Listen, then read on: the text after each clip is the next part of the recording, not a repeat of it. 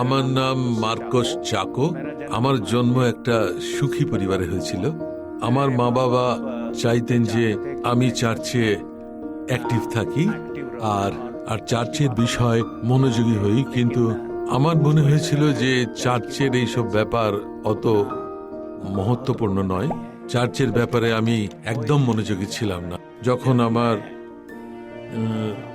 17 বছর বয়স হলো, আর তখন আমাদের ওখানে এক যুবকদের সভা হয়েছিল। বিশেষ করে সেই সভায় বলা হয়েছিল যে এখন আপনারা যৌবনে প্রবেশ করবেন। আপনাদের অনেকে এখন 16-17 বছর বয়সে পা দিয়েছেন, কিন্তু যখন আপনারা 20 থেকে 25-এ পা দেবেন বা 26 হবে, তখন আপনাদের ফেলে আসা দিনগুলো আপনারা যখন মনে করবেন, তখন আপনাদের মনে হবে যে কি জীবন কাটিয়েছি, কিভাবে জীবনটা কেটেছে।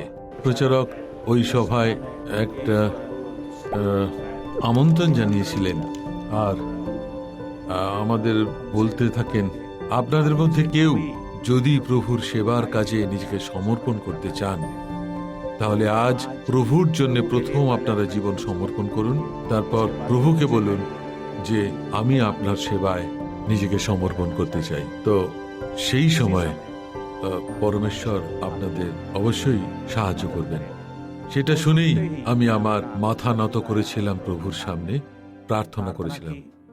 1971 সালে যখন আমার বয়স মাত্র 17 বছর ছিল, ওই সময় থেকে আমি প্রভুর সেবার কাজে আসি।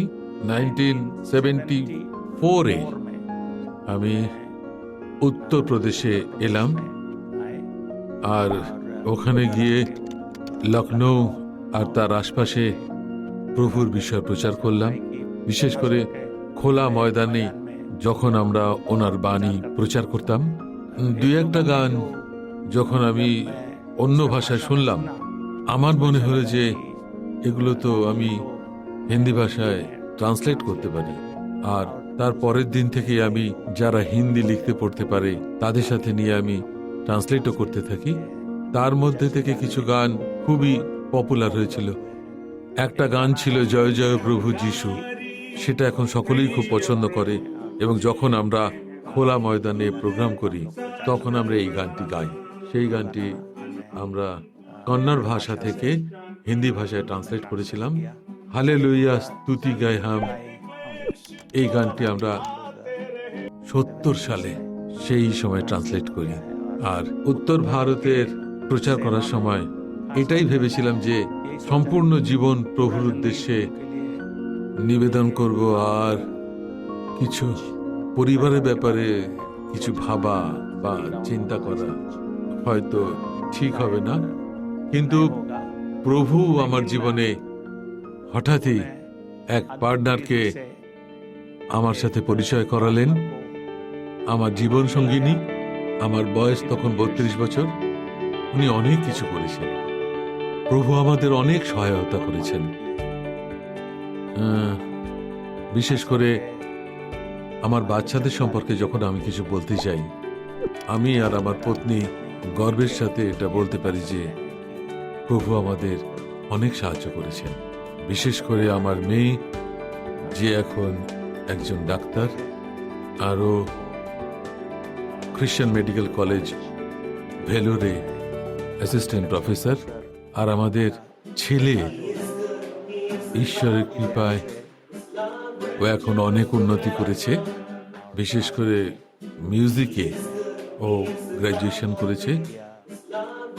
অপারেশন মোবিলাইজেশনে আমি প্রায় 45 বছর সেবা করেছি, আর তাও একদম শুরুতে শুধুমাত্র ইভাঞ্জেলিস্টের কাজ করেছি, আর তারপর উত্তরপ্রদেশে আমি স্টেট লিডার হয়েছিলাম, আর তারপর আমি পুরো ওএম ইন্ডিয়ার পার্সোনাল ম্যানেজারের দায়িত্ব গ্রহণ করেছিলাম। যখন আমি ঈশ্বরের সেবাতে প্রথম এসেছিলাম, তখন একটি বাক্য পেয়েছিলাম, তা হলো প্রথমে ঈশ্বরের রাজ্য আর ধার্মিকতার খোঁজ করো, তাতে তুমি সব কিছু পাবে। বিশেষ করে আমি পুরনো দিনগুলিকে মনে করি। আমি বলতে পারি যে পরমেশ্বরের এই রাজ্যে, পরমেশ্বরের সেবায় যুক্ত থাকলে কখনো কষ্ট পাবে না। অনেক কিছু প্রভু আমাকে দান করেছেন।